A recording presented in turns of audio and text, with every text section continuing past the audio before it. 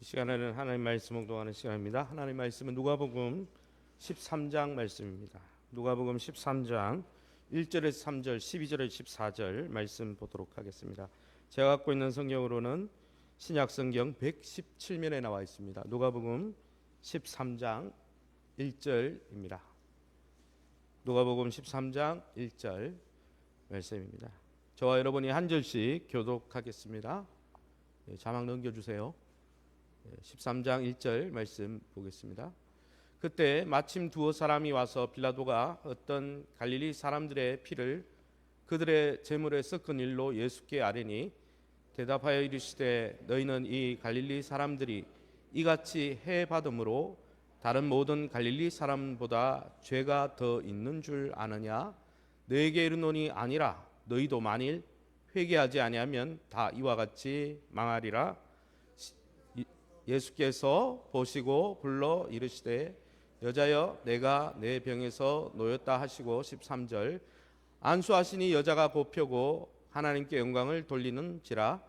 회당장이 예수께서 안식일에 병 고치시는 것을 분내어 무리에게 이르되 일할 날이 엿새 가옵으니 그동안 와서 고침을 받을 것이요 안식일에는 하지 말 것이니라 하거늘. 아멘. 오늘은 옆 사람 한번 축복하겠습니다. 하나님의 은혜를 붙드세요. 하나님이 특별히 사랑하십니다. 할렐루야. 오늘은 본질을 벗어난 신앙이라는 제목으로 저와 여러분이 말씀을 함께 살피길 원합니다.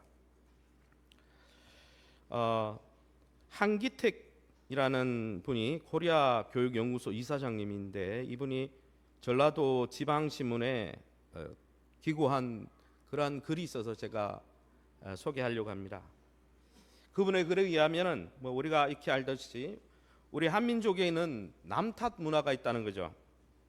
오죽하면 속담에 잘 되면 내 탓, 못 되면 조산 탓이라는 말이 있을 정도죠. 성공해서 자기가 잘 되면 자기가 잘한 것이고 실패하면 그 이유를 다 그 책임을 남에게 찾으려고 하는 것입니다. 이것을 상담학 용어로는 방어적 귀인이라고 하는데 실패했을 때는 남 탓으로 돌려서 자기 자존심을 지키고 잘 됐을 때는 자기 공으로 치부해서 자존심을 고양한다는 거죠. 어쨌든 이러한 내용은 무엇입니까? 잘못의 근원을 자기 안에서 성찰하며 자기를 성찰하는 기회로 삼지 않고 이 사회와 다른 사람에게 그 책임을 전가하려고 하는 이기주의적인 사고에서 비롯된 현상이 바로 이런 현상이죠. 그런데 요즘 우리 사회는 방어적 귀인 현상이 너무 지나칩니다. 솔직하게 내 책임이다 이렇게 인정하기보다 다 남 탓이다. 사회가 잘못해서, 위정자가 잘못해서, 무엇이 잘못되어서 이 남 탓으로 이 치부하는 이 문화가 너무나 확산되고 있죠. 너무나 아쉬움이 크다는 것입니다. 그러면 오늘 이 본문을 통해서 우리에게 주시는 하나님의 말씀은 이와 관련해서 어떤 말씀을 주시는 것입니까? 첫 번째 오늘 말씀을 통해서 알 수 있는 것 하나는 보이는 환경에만 주목하면 변화의 기회를 놓칠 수 있다는 것이죠. 다른 말로 하면 보이는 환경 보면서 남 탓만 하고 자기를 돌아보지 않는 사람은요 변화의 열매를 맺을 수 없다는 것입니다. 오늘 현대어 성경 우리 누가복음 13장 본문을 우리 밑줄 친 부분을 읽어보겠습니다. 갈릴리 출신의 유대 사람 몇이 예루살렘 성전에서 희생 제물을 드리다가 빌라도에게 학살되었다는 그들이 다른 갈릴리 사람보다 더 악한 죄인이라서 그 같은 일을 당하였겠느냐. 실로암 탑이 무너졌을 때 치여 죽은 18사람은 어떻다고 생각하느냐. 그들이 예루살렘에 살던 다른 모든 사람보다 더 악한 죄인들이었기 때문이냐. 아멘. 우리 오늘 읽은 누가복음 13장 22절을 읽어보면 예수님은 북갈릴리에서 사역을 하시다 갈릴리 호수에서 사역하시다가 이제 예루살렘 성전으로 십자가 지기 위해 가는 중이죠. 이제 예루살렘에 임박하니까 예루살렘에 있었던 일을 누군가가 예수님에게 투고해 줍니다. 무슨 사건이냐면 예루살렘 성전에서 북이스라엘 북갈릴리에 있던 그 유대 사람이 몇이 와가지고 아마 성전에 절기든지 그랬겠죠. 절기 예물을 드리며 성전에서 예배드리다가 빌라도에게 죽임을 당했어요. 성전에서 예배드리다가 죽었다는 거죠. 게다가 그런 이야기를 듣자 예수님은 한술 더 뜹니다. 너네가 알다시피 예루살렘에 실로암 그 연못이 있잖아요, 그죠? 나중에 가보십시오, 그죠? 우리 히스기야 터널을 지나면 마지막 부분이 실로암이잖아요. 거기에 망대가 있었는데 그 망대가 그 축대가 무너져가지고 18명이 갑자기 다 죽은 거예요. 예수님은 또 그 이야기를 하는 거죠. 이 두 사건을 언급하시면서 하나는 들은 사건이고 하나는 예수님이 직접 말씀한 사건인데, 이런 어떻게 보면 인명사고, 어떻게 보면 재난사고를 바라보시면서 예수님의 반응이 뭡니까? 그 두 사건에서 희생당한 사람들이 다른 사람들보다 더 죄가 많아서 그 사고에 인재를 당한 게 아니라고 말씀합니다. 이 말은 왜 하는 겁니까? 유대인들 사고방식 속에, 유대인들의 전통 속에 사건이 일어나면 그 사람의 죄가 많아서 하나님의 심판을 받았다, 그런 사상이 있었다는 것이죠. 이것은 요한복음, 사도 요한이 기록한 요한복음에도 나옵니다. 요한복음 9장입니다. 제가 읽어보겠습니다. 날 때부터 맹인된 사람을 보신지라 제자들이 물어 이르되, 제자들이 이렇게 이야기하는 거죠. 라삐어, 이 사람이 맹인으로 난 것이 누구의 죄로 인함이니까? 자기니까? 그의 부모니까? 이 사람이나 그 부모의 죄로 인한 것이 아니라 그에게서 하나님이 하시는 일을 나타내고자 하심이라. 제자들조차도 사람이 어떤 일을 당하면, 큰 사건을 당하면 그게 그 사람의 잘못 때문에 그런 일이 일어났다, 이렇게 생각하고 있는 것이죠. 당시 유대인들은 끔찍한 사건 사고를 그 희생자의 죄악에 대한 하나님의 심판이라 여겼습니다. 2절의 언급처럼 삶에서 끔찍한 일이 일어나면 그 일어난 일이 그 희생자의 영적 상태가 안 좋아서 그렇게 되었다, 이렇게 치부한 거죠. 이것은 마치 우리가 누군가가, 우리 주변에 누가 어려움을 당하면 그 어려움을 당하는 모습을 보고 내 자신을 돌아보지 못하고 어떻게 합니까? 뒷담화하는 거죠. 아, 그 사람 그런 일 나한테, 그래 평소에 그런 줄 알았어, 뒷담화하는 거예요. 이런 현상을 뒤집어 생각해 보면 무슨 이야기냐면은, 어떤 사건이 있을 때 보이는 사건이 안 좋으면, 눈에 드러난 사건이 안 좋으면 그 사람이 죄가 있어서 그렇다, 이렇게 생각했다는 것은, 뒤집어 생각하면은 내가 보이는 환경과 상황이 괜찮고 평안하면 나는 영적으로 괜찮다, 이런 생각을 하고 있었다는 거죠, 유대인들이. 외부적으로, 외면적으로 해를 당하지 않으면 내 영적 상태는 괜찮다, 이런 어설픈 생각에 유대인들이 빠져 있었습니다. 그래서 자신을 돌아보지도 회개하지도 않았죠. 왜요? 나는 괜찮으니까, 외부 환경이. 그런데 이런 유대인들의 사건에 대한 그 사고 방식에 대해서 예수님이 뭐라고 합니까? 외부 환경이 괜찮으면 괜찮은 건가? 그게 뭐라고 말씀합니까? 누가복음 13장 3절 5절 쉬운 성경에 이렇게 되어 있습니다. 제가 읽어보겠습니다. 자막 넘겨주세요. 그렇지 않다. 너희도 회개하지 않으면 이와 같이 망할 것이다. 그렇지 않다. 너희도 회개하지 않으면 이와 같이 망할 것이다. 두 번이나 반복했어요. 무슨 말입니까? 예수님은 유대 사회에 만연했던 잘못된 사고방식에 대해서 그것도 너 틀렸다, 잘못 생각하는 거야. 즉 다른 말로 하면, 우리의 보이는 드러난 외부 상황이 우리의 영적인 내면 상태를 보여주는 것은 아니다라는 거예요. 다른 말로 하면, 어떤 사람이 끔찍한 일을 당했다고 그 사람의 영적 상태가 심각하다고 몰아붙일 수 없는 거예요. 그렇다면 욥은 왜 고난받았습니까? 그는 영적인 상태가 좋았는데요. 그러니까 외부, 그의 친구들이 와서 그랬잖아요. 너 그렇게 된 거 보니까 죄가 있어서 그래, 죄가 있어서 그래. 자기를 돌아보지 않고 욥만 탓하다가 나중에 하나님 앞에 엄청나게 책망을 듣죠.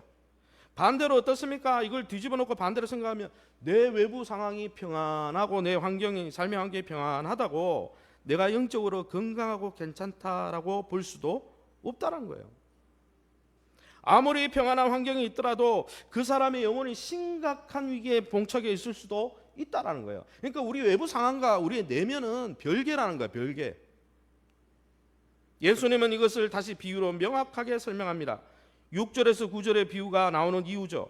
주님은 6절의 언급처럼 1절에서 5절에 대한 해석으로 이 비유를 설명합니다. 비유가 나오죠. 우리 함께 6절을 우리가 밑줄 친 부분을 읽어보겠습니다. 이에 비유로 말씀하시되, 포도원에 무화과나무를 심은 것이 있더니 와서 그 열매를 구하였으나 얻지 못한지라.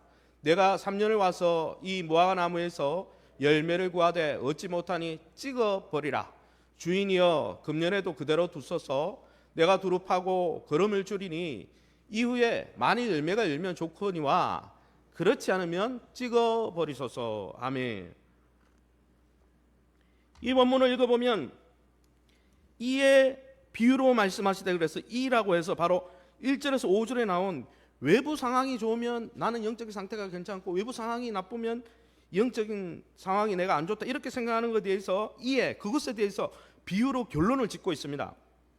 이 등장하는 비유가 뭡니까? 이 비유는 앞의 사건과 연결된 거죠. 이에 비유로 말씀하시되 했으니까. 그러면 등장하는 비유를 읽어보면 포도원 주인이 포도원에 무화과 나무를 심습니다. 포도나무를 심어야 되는데 무화과 나무를 심어요. 심어서 가꾼 이유는 열매를 기대한 거겠죠. 그런데 이 비유를 읽어보면 굉장히 부정적인 긴장감이 흐르고 있습니다. 무슨 긴장감이냐? 3년을 가꿨어요. 그냥 관상목으로 본 게 아니에요. 그냥 지나가면서 그냥 보려고 심은 게 아니고 열매 거두려고 가꾼 거죠. 포도원에 넣어놓고. 그런데 열매를 얻지 못합니다. 땅만 차지하고 있습니다. 그러니까 7절에 포도원 지기에게 포도원 주인이 뭐라고 하냐면 찍어버리라 그랬어요. 심판을 이야기하는 거죠. 찍어버리라. 그러니까 포도원 지기가 주인에게 간청합니다. 제가 1년만 더 돌볼 테니 열매 맺을 기회를 1년만 연장해 주십시오. 이것은 하나님의 심판을 1년만 유예해 달라는 거죠. 열매 맺을 기회를 한 번 더 달라는 겁니다. 주인의 반응은 비유에 등장하지 않지만 아마 그렇게 심판이 유예된 것 같습니다. 그러면 이 비유에 등장하는 포도원에 심긴 포도나무가 아니라 무화과 나무는 누구를 이야기할까요? 이에 비유로 말씀하시되 했으니까 앞에 사건과 연관된 거 아니겠습니까? 사실 무화과 나무는 구약 대대로 하나님의 택한 백성 이스라엘을 상징하는 나무로 표현되었습니다. 무화과 나무는 실제로 열매가 안 맺히는 게 아니에요. 잎사귀가 무성한 다음에 나중에 열매가 맺히기 때문에 그 열매 맺는 시기와 순서 때문에 항상 열매는 없고 잎만 무성한 나무로 상징되었습니다. 실제 열매가 있어요. 근데 그 순서 때문에 그렇죠. 그래서 이것을 항상 어디에 빗댔냐면 이스라엘 백성이라고 하면서 실제로는 회개의 열매를 맺지 않고 아무 열매도 없이 잎만 무성한 이스라엘 백성의 심각한 영적 상태를 보여줄 때 이 무화과 나무를 항상 선지자들이 인용했습니다. 게다가 이 비유가 1절에서 5절에 나오는 답변으로 주어졌다는 걸 생각해 본다면 왜요? 이에 비유로 말씀하시다 했으니까 앞에 사건을 결론 짓기 위해서 한 말씀이죠. 그럼 이 무화과 나무가 누구겠습니까? 저 사람 봐 저렇게 큰일 당한 거보다 저 사람은 문제가 많은 사람이야. 그런데 나는 내 삶에 아무 환경에 편안하잖아. 그러니까 나는 나를 돌아볼 필요도 없고 성찰할 필요도 없고 회개할 필요도 없고 열매 맺을 필요도 없고, 이렇게 생각한 유대인들을 가리키는 거죠. 무화과 나무. 잎만 무성하지 실제는 열매가 없는, 아무 변화도 없는. 그들은 보이는 환경이 괜찮다고, 나는 망대에 치여 죽지 않았잖아, 나는 성전에 들어가서 예배드리라고 죽지 않았잖아, 그러니까 나는 회개도 필요 없고 변화도 필요 없고, 이렇게 생각한 거죠. 나는 하나님과의 관계가 좋고, 이렇게 착각한 거죠. 그러면서 다른 사람의 아픔에 대해서 저 사람 봐 죄가 많아서 그렇지, 다른 사람 비난만 하지 자기 변화는 전혀 없다는 거죠. 남 탓만 하는 거죠. 그러나 어떻습니까? 예수님의 말씀을 들어보면 회개와 변화의 열매를 맺지 않으면 찍어버림을 당할 거다라고 비유를 통해 분명히 경고하고 있습니다. 회개하지 않으면 진짜 망한다는 거예요. 하나님은 잠시 회개와 변화의 열매를 맺도록 우리의 삶이 평안한 이유는 회개의 열매를 맺으라고 시간을 주는 거예요. 시간을 주는 거. 우리가 하나님과의 관계가 좋아서가 아니고, 이것을 읽어보면 여러분, 내가 이스라엘 백성이고 아브라함의 후손이고 이런 혈연적인 관계가 회개를 대신해 줄 수 없다라는 거예요. 내가 모태신앙이고 신앙의 연수가 많고 그게 삶의 변화를 대신해 주는 건 아니라는 거예요. 내 삶의 환경은 평안하니까 내 영혼도 문제없어, 이렇게 착각하는 게 회개의 열매를 대신해 줄 수는 없다라는 것이죠. 여러분, 하나님이 구원하신 자기 백성에게 기대하는 것은 회개의 열매, 삶의 변화의 열매라는 거예요. 우리가 예수님을 영접하는 게 뭡니까? 하나님 없이 살았던 삶이 잘못되었고 그것이 정말 허무하고 잘못되었다는 걸 우리가 인정하는 거잖아요. 그러면은 이제는 하나님의 뜻대로 살아야죠. 이 비유는 불신자를 향해서 한 비유가 아니에요. 스스로 택한 백성이라 자부하던 하나님의 백성 이스라엘을 향해, 유대인들을 향한 메시지입니다. 그러나 하나님의 백성인 이스라엘은 어떤 삶의 변화도 회개도 하지 않았어요. 결국은 그리스도를, 예수님을 죽이는 데 앞장서죠. 그러면서도 어떻습니까? 나는 사건 사고 없고 편안한 환경이니까 그게 하나님이 나를 사랑하는 증거고 내가 구원받은 증거다, 이렇게 안이하게 생각했다는 거죠. 그러나 예수님은 분명히 말씀하십니다. 우리의 드러난 환경과 보이는 환경이 우리의 내면, 내 상태, 우리의 영혼의 상태를 대변하는 것이 아니다라고 말씀하는 것이죠. 오히려 지금 아무 일이 없이 평안한 것은 비유에 따르면 포도원직인 예수님이 하나님 아버지께 심판을 1년만 유예해 주세요, 저들에게 변화의 기회를 1년만 더 주세요, 회개의 기회를 1년만 더 주세요, 그렇게 해서 우리에게 평안이 주어져 있다고 말씀하고 있는 거예요. 사실 우리는 이 세상을 살아가면서 좀 편향적인 사고와 그러한 세계관에 갇혀 살아갑니다. 세상에는 보이지 않는 것을 믿지 않죠. 보이는 것만 전부라고 생각합니다. 왜요? 보이지 않는 것은 없다고 믿으니까요. 그래서 드러나 보이는 환경이 좋으면 모든 게 좋다, 보이는 것이 전부라고 생각하니까요. 그러나 이 세상과 만물이 보이는 것이 전부일까요? 보이는 게 전부 아니에요. 최근 양자 물리학 과학자들도 보이는 입자가 있으면 보이지 않는 입자가 있다, 만물의 모형도를 해서, 그죠? 노벨 물리학상을 받았어요. 근데 그 만물의 모형도, 모든 만물이 이렇게 생겼다 했는데 거기에 보면은 보이는 입자가 있고 보이지 않는 입자가, 보이는 것과 보이지 않는 것이 모든 만물을 구성하고 있다, 이렇게 해서 논문을 써서 수상했어요. 의학자들은 무슨 이야기를 합니까? 임사체험과 같이 사람은 보이는 육체만 있는 게 아니고 보이지 않는 영혼도 있다, 임사체험과 같은 실험을 해서 논문으로 밝혀가지고 논문을 쓰고 지금 영혼에 대해서 연구하는 학과가 미국에만 100개가 넘습니다. 시대가 바뀌고 있어요. 보이는 것만큼 보이지 않는 것을 소중하게 다뤄야 될 시대죠. 원래 보이지 않는 게 있었는데 이제 발견한 거예요. 성경은 이미 이야기했는데. 그런데 여러분, 이렇게 세상에 살아가면서 항상 보이는 것이 중요하다, 이렇게 가치를 이렇게 훈련받은 사람들은 성경의 진리도 과학자나 의학자들이 지금 이야기하는 대로 보이지 않는 존재가 있고 보이지 않는 세계도 있습니다, 이렇게 말하는 거 대수롭지 않게 여깁니다. 그냥 드러난 환경, 내 눈앞에 보이는 환경만 좋으면 내 인생은 만사 오케이, 이렇게 생각하는 거죠. 착각하는 겁니다. 그러나 이걸 제가 비유로 한번 들어보겠습니다. 한번 생각해 보십시오. 여러분, 가정생활을 하고 부부생활을 하는데 보이는 경제적인 환경만 좋으면 보이지 않는 부부관계가 항상 행복합니까? 경제적인 환경만 좋으면, 돈만 많으면 부부관계, 자녀관계 아무 문제가 없습니까?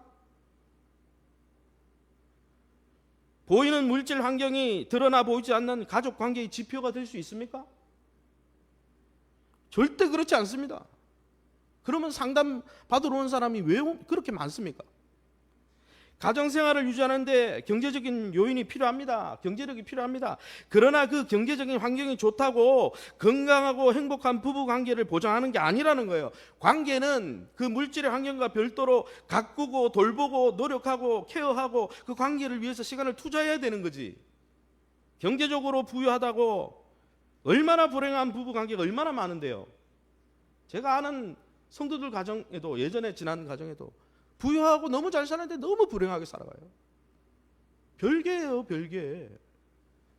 이와 유사하게 제가 무슨 이야기를 하고 싶었냐, 우리의 삶의 환경에 건강하고 돈도 잘 벌고 자녀들도 잘 되면 내 영혼이 하나님과 영적 관계가 좋다고 쉽게 치부해버린다는 거예요. 그리고 뭐라고 생각합니까? 신앙의 연수가 지나면 그냥 내 환경이 좋으면, 내 건강 좋고 환경이 좋으면 삶의 변화, 내적인 변화, 내적인 성장 관심 없습니다. 왜요? 나는 잘 되고 있다고 착각하고 있거든요. 그러나 하나님은 그런 신앙의 껍데기에 속지 않으신다는 것이 문제죠. 경건의 능력이 없는 경건의 모양에 하나님은 기뻐하지 않습니다. 누가복음 3장에 이런 말씀이 있습니다. 제가 읽어보겠습니다. 요한이 세례를 받으러 나오는 무리에게 이르되, 독사의 자식들아, 그러므로 회개에 합당한 열매를 맺고 속으로 아브라함이 우리 조상이라 말하지 말라. 이미 도끼가 나무 뿌리에 놓였으니 좋은 열매를 맺지 아니하는 나무마다 찍혀 불에 던져지리라. 우리가 무엇을 하리까? 옷 두 벌 있는 자는 옷 없는 자에게 나눠줄 것이요 먹을 것이 있는 자도 그렇게 할 것이니라.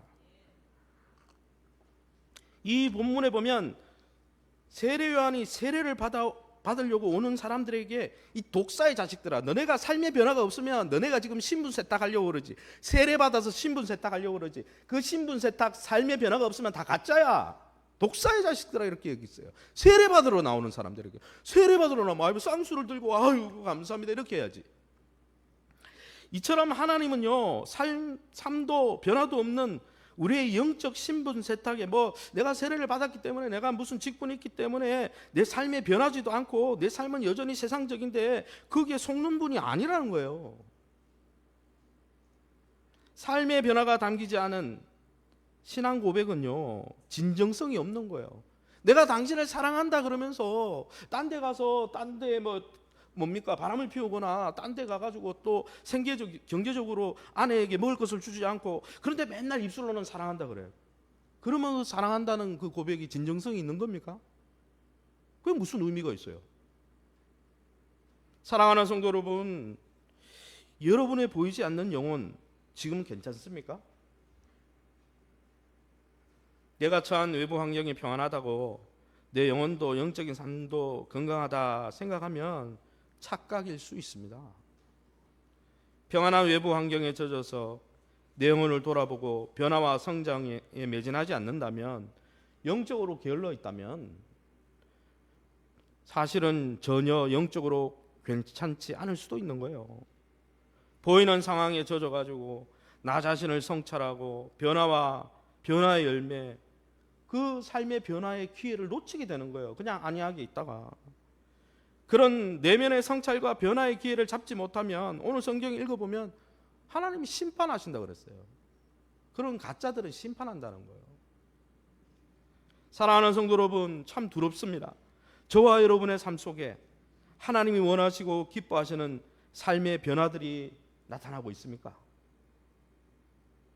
우리의 세계관과 가치관이 하나님이 원하시는 방향으로 변화되고 있습니까? 아멘하고 내가 하나님의 백성이라고 하는데 여전히 가치관과 세계관은 세속적이다면 그건 문제가 있는 거잖아요. 그런 회개와 변화의 열매가 없는데 단지 외형적인 조건만 평안하다고 마음 놓고 있다면 여러분 오늘부터라도 여러분 자신의 내면의 삶을 돌아보시기 바랍니다. 하나님과의 관계가 정말 바른지를 돌아보시기 바랍니다. 우리에게 허락하신 하나님의 이 짧은 인생의 기회들을 1년 유예해 주신 거잖아요. 회개의 열매를 맺으라고, 변화의 열매를 맺으라고.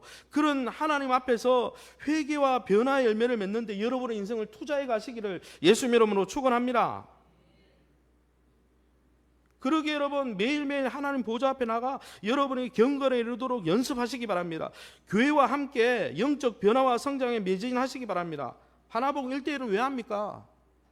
저는 신앙이 없어서 그거 합니까? 저는 신앙이 없을 것 같아요. 그런 외형적으로. 제가 왜 그걸 하려고 할까요?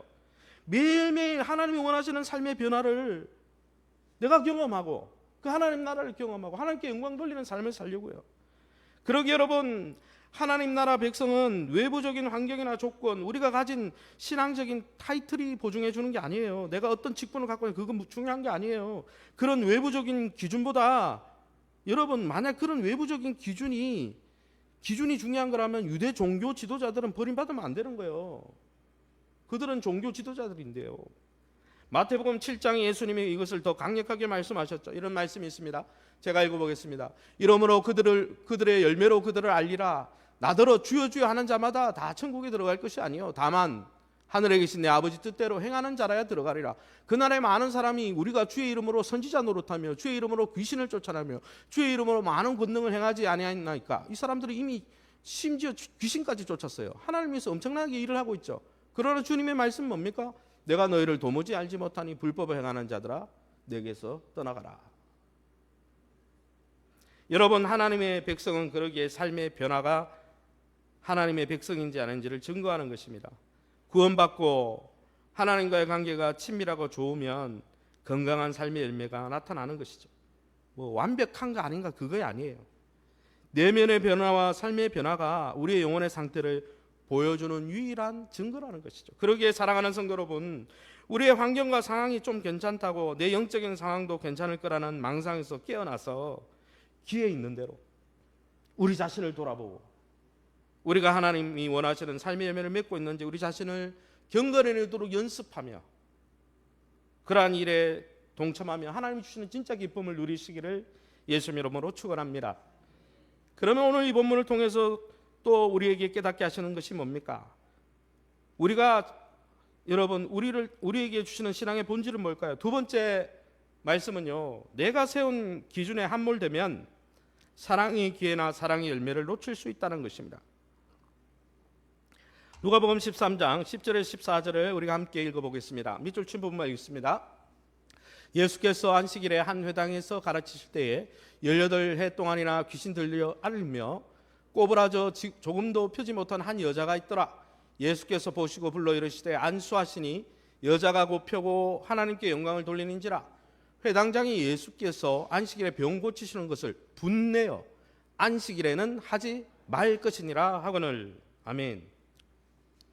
두 번째는요, 우리의 신앙을 벗어나게 만드는 게 외부 환경이 좋으면 내 영혼도 잘 된다는 이런 잘못된 착각이 신앙의 본질을 떠나게 만들죠. 왜? 변화의 삶을 못 살게 만드니까. 두 번째 우리의 신앙의 본질을 떠나가게 만드는 것은 내가 세운 전통과 기준을 중요하게 여길 때 신앙의 본질을 잃어버릴 수가 있다는 거예요. 내가 세운 내 기준을 내려놓지 않으면 사랑의 열매를 맺을 수 없다는 것이죠. 신앙의 본질을 벗어날 수 있다는 것입니다. 오늘 본문을 읽어보면 이 본문은 그 다음 본문인데요, 통으로 연결되어 있는 거죠. 따로따로가 아니에요. 다 연결되어 있는 거예요. 오늘 본문 예수님은 18년 귀신 들린 종살이 하던 여인 주목하고 있습니다. 설교하던 중입니다. 회당에서. 하지만 설교하던 예수님의 관심은 구석에 움츠리고 있는 18년이나 꼬그라져 있고 귀신 들린 게 보이면 구석에 있었겠죠. 구석에 웅크리고 있는 어두운 자리에 웅크리고 있는 그녀에게 주목하고 있어요. 설교하면서 계속 그녀만 보고 있는 거예요. 그리고 강단 앞으로 부르십니다. 그리고 그녀의 병에 대해서 내가 선포하노니 너는 병에서 놓일지라 선포하십니다. 그리고 그녀를 불러다가 안수해 주셨어요. 그러자 어떤 일이 일어납니까? 회당 구석진 곳에서 18년 동안 아무 관심도 받지 못하던 그녀가 회복됩니다. 병이 떠나고 허리가 꼿꼿해집니다. 그녀가 회당에서 하나님 앞에 영광을 돌리며 기쁨의 예배를 드리는 예배자로 변화가 됩니다. 여러분이 이런 상황을 직접 본다면 어떤 감정이 들 것 같습니까? 이런 기적의 현장이 있다면. 저는요, 아주 신기하고 놀라울 것 같아요. 그리고 만약 18년 동안 교회의 한 구석에 와서 항상 그렇게 아픔을 호소했던 그 사람이 고침을 받았다는 걸 18년 동안 지켜본 사람이라면 그녀의 회복을 막 함께 기뻐해주고 축하해줄 것 같아요. 그녀에게 다가가 잘 됐다고, 이제는 괜찮을 거라고 그런 말을 해줄 것 같습니다. 그게 인지상정 아닙니까? 그런데요, 오늘 본문을 읽어보면 회당장이 어떻게 반응합니까? 저는 이게 아이러니예요. 어떻게 반응한지 아십니까? 13절에 안수하시니 여자가 곧 펴고 하나님께 영광을 돌리는지라. 그러니까 14절에 회당장이 예수께서 안식일에 병 고치는 걸 보고 분내어 격분하고 있습니다. 이게 격분할 일입니까? 격분한 나머지 읽어보면 14절에 예배 드리던 자들에게 공식 광고를 합니다. 공식 광고. 설교 중인데 나와가지고 갑자기 주보에도 없는 광고합니다. 뭐라고 합니까? 안식일에는 이런 일 하면 안 된다, 이렇게 말합니다. 참 공감하지 못하는 모습입니다. 남의 좋은 일이 생기면 축하해주고 기뻐해주고 남의 힘든 일이 생기면 함께 위로하고 격려하는 게 인간의 인지상정 아닙니까? 이 회당장은 왜 이렇게 남의 상황에 공감하지 못할까요? 그 이유는 유대인 회당장으로 자기가 갖고 있는 기준 때문이에요. 유대인들이 세워놓은 안식일의 말씀과 전혀 다른 그들의 전통과 법 때문이에요. 그에게는 안식일에 회복되어지고 누가 살아나는 거 이런 것보다 안식일에 대해서 자기가 세워놓은 기준이 깨지면 안 되는 거예요. 그들이 세워놓은 전통에 맞는지 안 맞는지가 더 중요한 거죠. 본질을 잊어버린 거예요. 정확히 말하면, 그걸 좀 더 상담학적으로 정확히 말하면 그런 기준을 세워놓은 자기가 더 중요한 거예요. 그 사람이 낳는 것보다 내가 더 중요한 거예요. 내가 이렇게 낳았는데. 유대인 회당장이라 하지만 여전히 자기 중심적입니다. 여전히 자기 죄성으로 충만합니다. 아무리 기분 좋은 일이 있고 축하할 일이 있어도 자기 기준에 안 맞으면, 벗어나면 불편함을 넘어 분노하는 거죠. 다른 일을 정죄하고 판단합니다. 그런 일을 행하는 자가 예수님일지라도, 하나님 할아버지라도 안 되는 거예요. 내 기준이 중요하거든요. 자신의 기준과 틀을 건드리면 안 되는 거죠. 딴 사람들은 다 박수치고 좋아하는데 17절에 읽어보면 참 희한한 신앙생활을 하는 거죠. 여러분, 원래 안식일은 구약대대로 회복과 구원의 날이었습니다. 치유와 회복과 구원을 주시는 하나님의 임재 안에 거하면서 하나님이 우리 안에 새 창조를 일으키시는, 창조의 마지막 날에 안식하신 것처럼 우리 안에 새롭게 창조하시는 하나님의 능력을 경험하는 날이죠. 그런 면에서 보면 안식일의 본질에 가까운 것은 귀신에 눌린 한 여인을 회복시킨 것이 더 안식일의 개념에 더 가깝죠. 그런데 여러분, 자기 중심적인 삶을 영위하면서 내 기준이 더 중요해, 이렇게 내 기준에 함몰되어 살면요, 신앙생활을 바로 하기가 힘들어요. 왜요? 신앙의 본질인 사랑의 열매를 맺기 힘듭니다. 17절에 나오듯이 예수님이 하시는 사역에 계속 반대하기 일쑤입니다. 왜요? 내 기준이 중요한데 예수님이 가만히 보니까 내 기준하고 다른 이야기를 자꾸 하니까. 이런 사람들의 특징은 뭡니까? 회당장의 특징은 뭡니까? 여전히 내 인생과 역사의 중심은 내가 기준이다, 내가 주인이다, 이런 생각을 하고 있는 거예요. 종교의 타이틀만 갖고 있는 거죠. 이런 생각과 사고를 하는 한 회당장이라도 하나님 나라를 반대하는 자일 뿐이라는 거죠. 그러기에 여러분, 교회 안에서 내 타이틀을, 내가 가진 위치, 직분이 중요한 게 아니에요. 그거보다 더 중요한 거는 하나님 앞에서 내가 내 자신을, 내 기준을 내려놓았느냐가 중요한 거예요. 예수님을 주인으로 모신다는 거는 내 기준을 이제는 내려놓겠다는 거예요. 할렐루야. 이제는 내 기준이 하나님이 내 기준이 되고 하나님의 아가페 사랑이 내 기준이 되고, 할렐루야. 그렇게 생각 안 하고 여전히 신앙의 껍데기를 덮어 쓰고 있으면서 내가 기준이 되면요, 신앙의 본질, 사랑의 본질을 놓칠 수밖에 없는 거예요. 사랑하는 성도 여러분, 우리는 신앙생활을 하면서 가끔씩 여전히 자기 중심적인 모습을 종종 발견할 때가 있어요. 저도 그래요. 그래서 우리가 말씀 앞에, 기도 앞에 매일 나가서 자기를 점검하지 않으면, 계속 성화되지 않으면 옛 본성에 머무르는 거죠. 여러분, 아무리 영혼을 구원하고 섬기는 좋은 일이 있다 하더라도 내 기준으로 볼 때 불편하고 나를 불편하게 하면 그런 사람은 반대합니다. 아무리 좋은 복음사역이 있어도 반대해요. 내 기준에 안 맞거든요.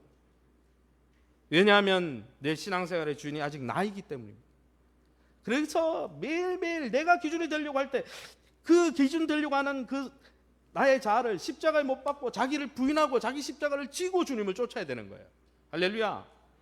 여러분, 그렇게 하지 않으면, 그래서 계속 자기 중심적으로 신앙생활을 하면요, 다른 사람의 아픔과 기쁨에 전혀 공감하지 못합니다. 수용성 제로, 감수성 제로의 삶을 사는 거예요. 딴 사람 회복돼서 기쁜데 막 분노하고, 딴 사람이 망대에 쓰러져가지고 막 쓰러져가도 다 죽었으면 아유 측은해가지고 위로하고 해야 되는데, 저 사람은 죄가 많아서 그렇다고 그러고.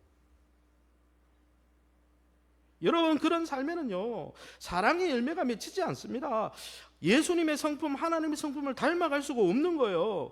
그렇게 계속 자기를 주장하면요, 하나님의 복음에 결국 반대하고 격분하는 인생으로 전락해 버릴 수 있어요. 회당장이나 위치가 중요한 게 아니라니까요. 예수님은 18절에서 21절에서 이 내용을 요약해서 하나님 나라에 대해서 다시 설명합니다. 이 비유를 그러므로라고 이렇게 설명하고 있는데, 그러므로는 인과 접속사기 때문에 앞에 있는 사건을 요약하는 결론이라는 이야기죠. 우리가 함께 누가복음 13장 18절 21절 읽고 말씀을 좀 정리할까 합니다. 우리 함께 읽어보겠습니다. 시작. 그러므로 예수께서 이르시되 하나님 나라가 무엇과 같을까? 채소밭에 갖다 심은 겨자씨 하나 같으니 내가 하나님 나라를 무엇으로 비교할까? 가루 서말 속에 갖다 넣어 전부 부풀게 한 누룩과 같으니라. 아멘. 이 본문에 그러므로라고 했습니다. 이제 결론을 짓는 거죠. 하나님 나라가 어떤 것인가, 하나님 나라를 어떻게 누려야 되는가. 하나님 나라를 겨자씨 하나에 갖다 그랬고, 밀가루 그 서말은 150kg입니다. 밀가루 150kg 푸드에 미량의 누룩, 그죠? 어떻게 보면 효모라고 할 수 있죠. 효모, 뿌려진 그 곰팡이와 같다 그랬어요. 세상이 보기에는 하나님 나라가 겨자씨 하나처럼 뿌려진 소량의 이 효모처럼 미미하고 보잘것없이 보인다는 거죠. 세상 사람들이 볼 때는. 그러면 10절에서 17절의 결론으로 그러므로 예수께서 이러시되 했기 때문에 17에서 17절의 안식일 이 치유 사건에서 무엇이 미미하고 무엇이 보잘것없어 보입니까? 유대인들에게는요, 안식일 규례 법이 소중하지 귀신 들린 구석에 쿵 처박혀가지고 걸걸걸걸 예배 시간에도 걸걸걸 하는 그런 귀신 들린 여자가 치유받는 것은 별로 귀한 게 아니었어요. 그거는 보잘것없는 거였어요. 그러니까 경로한 거죠. 그러나 여러분, 하나님 나라는 어떤 나라입니까? 보잘것없는 한 영혼이 여러분 하나님 앞에 나와 치유되어지고 영적으로 육적으로 치유되어지고 살아나는 게 하나님 나라입니다. 할렐루야. 여러분, 그런 미미해 보이는 한 영혼이 살아나고 영적으로 세워지는 것이 하나님 나라의 본질이고 교회의 본질입니다. 할렐루야. 그것 때문에 교회가 있는 것이에요. 여러분, 한 영혼을, 그래서 우리가 한 영혼을 섬겨가고 그 한 영혼이 하나님의 사람으로 세워지기 위해서 이렇게 수고하는 이 하나님 나라가요, 지금은 보잘것없어요. 목사님 크게 목회하지 왜 1대1은 왜 해가지고. 저도 모르겠어요 1대1을 왜 하는지. 그러나 여러분, 오늘 이 본문을 읽어보면 한 영혼이 정말 하나님의 말씀으로 하나님의 그 영적인 은혜로 변화되어지는 것은 처음에는 볼품이 없죠. 거기에 목사님 그렇게 시간을 많이 투자해도 됩니까? 그러나 여러분, 그 볼품 없는 지금 비주류와 같은 그러한 현상이 결국 나중에는 주류가 된다는 거예요. 성경 읽어보세요. 겨자씨 한 알이 가만히 있습니까? 심겨진 그 겨자씨 한 알이 나무가 되어서 공중의 새들이 다 거기 와서 깃들게 됩니다. 150kg나 되는 밀가루 포도에 뿌려진 소량의 누룩이 가만히 있었습니까? 그 많은 150kg의 밀가루 반죽이 다 부풀어 올라요. 그것 때문에. 그러므로 여러분, 우리는 신앙생활 하면서 우리가 세워두은 자기중심적인 기준과 틀에 매여가지고 한 영혼을 돌보고 한 영혼을 섬기고 그 사람이 하나님의 사람으로 섬기는 일에 무뎌지지 않도록 주의해야 됩니다. 왜냐하면 회당장은 18년 된 여자가 온전해지는 것이 하나님의 나라의 본질인데 그거 별로 중요하게 생각 안 했거든요. 왜요? 자기 기준에 취해서요. 여러분, 우리가 세워놓은 기준과 틀에 맞춰서 그냥 나한테 불편함이 없는 예배를 드리는 게 중요한 게 아니고요, 내 삶을 통해서 살아나고 회복되어지고 한 영혼이 돌아오는 일이 중요한 것입니다. 할렐루야. 몇 년을 신앙생활을 했느냐, 어떤 일을 봉사하느냐, 물론 그게 나쁜 건 아니에요. 그러나 더 중요한 것은 우리 삶을 통해 누가 예수를 믿게 되었고 누가 영적으로 장성한 자가 되어서 지금 우리 곁에 있는지, 그게 우리의 신앙의 열매라는 것입니다. 회개의 열매가 중요하듯이 그 사랑으로 섬기는 그 열매가 중요하다는 것입니다. 지금 저와 여러분의 시간과 열정은 어디에 들여지고 있습니까? 누가 여러분을 통해 올해 아니면 작년에 돌아왔습니까? 누가 하나님의 복음으로 하나님의 말씀으로 온전한 예배자와 신앙으로 변화되고 있습니까? 여러분, 내 신앙적인 기준과 형식보다 그렇게 한 영혼이 세워지는 게 더 소중하다고 주님이, 그게 하나님 나라의 본질이라고 말씀하고 있는 거예요. 거기에 헌신하려고 제가 말도 안 되는 SQ 상담전도 이상한 걸 가져와가지고 지금 전도하고 있잖아요. 3년 동안. 거기에 헌신하고 집중하려고 제가 좀 느리게 가더라도, 목회가 느리게 가더라도 저도요, 열매가 팍팍 나타나고 뭔가 교회가 막 껍데기가 막 화려해지고 막 엘리베이터가 팍팍 있고 막 교회가 리모델링이 확 되고, 저도 그런 게 좋아요. 근데 그건 본질은 아니잖아요. 제가 그래서 1:1 양육을 받고 함께 그 일에, 왜요? 그게 하나님 나라의 본질이기 때문에. 이제 말씀 정리하겠습니다. 아무쪼록 보이는 환경이 좋다고 착각해서 내 삶의 변화를 놓치지 마시기 바랍니다. 삶의 변화의 열매를 여러분이 추구해 가시기 바랍니다. 더불어서 저와 여러분이 세우는 기준과 전통보다 한 영혼을 섬기는 일에 여러분 더 주목해 보시기 바랍니다. 여러분의 삶의 변화와 한 영혼을 사랑함으로 영혼이 변하는 그 아름다운 열매에 주목함으로 마지막 날 잘했다 칭찬받고 이 땅에 사는 동안 하나님 나라의 강력한 영향력을, 그 하나님 나라의 냄새를 뿜어내며 살아가시기를 예수님 이름으로 축원합니다.